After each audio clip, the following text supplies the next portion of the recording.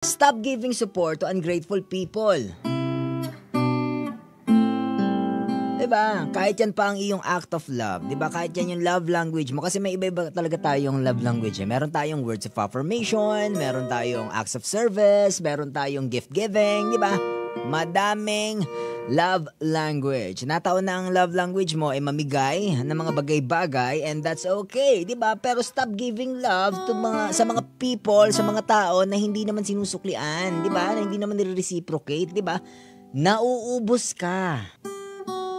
Sa mga ka-destiny natin out there, na bigay ng bigay ng kanilang love sa mga taong hindi naman binabalik, konting gising, maghilamos ka, baka magising ka ng konti, magkapi ka.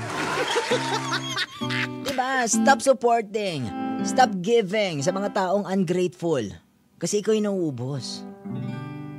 Nabigay mo na yung nabigay mo na yung all, diba? Naibigay mo na yung sarili mo sa kanila and all. Kung hindi nila na-appreciate, stop giving. Stop giving. Piliin mo rin yung mga taong tinutulungan mo. Tulungan mo yung mga taong tinutulungan yung sarili nila. Tulungan mo yung mga taong grateful sa tulong. Diba? Hindi naman ako galit. Nagpapaliwanag ko.